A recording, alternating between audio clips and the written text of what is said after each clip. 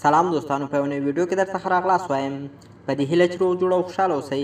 د حمل په دوران کې تر کومې میاشتې باید د ميرمنې سره کوروالی وشي.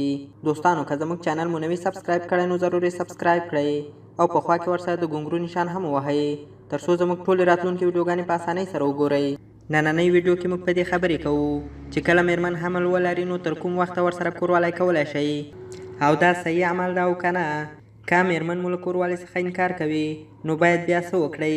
دوستانو کله چې ميرمن حمل واخلي نو په اولو 2 میاشتو کې باید کوروالی ډیر کم او پوره احتیاط سره ترسره شي ځکه چې حمل ته کوم نقصان ونه رسي او تاسې بیا تر 7 میاشتې پورې کوروالی کولی شئ، خو هغه کې هم د ډیرې حوصلې کار واخیستل شي، یعنې چې حمل ته ضرر ونه رسوئ.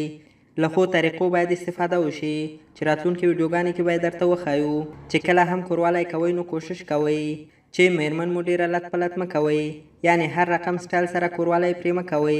او چې کله مو ميرمن د کوروالي څخه انکار کوي نو باید تاسې هم ځان آرامه کړئ او کوشش مه کوئ چې کوروالی اجرا کړئ ځکه د حمل سره د ميرمنې په جسم کې ډیر تغیرات راځي نو باید پوره خیال وشي. خو کوشش دې وشي چې د 8 او 9 میاشتې کې کوروالی ونه کړئ ځکه ماشوم ته په نس کې تاوان لري. دوستانو په دې هیله چې ویډیو مو د خوښۍ سبب ګرځېدلی وي نو لایک او شیر کړئ او چینل هم در سره سبسکرايب کړئ او د ګونګرو نشان هم ورسره ووهئ تر څو زموږ ټولې ویډیوګانې په اسانۍ سره وګورئ. مننه.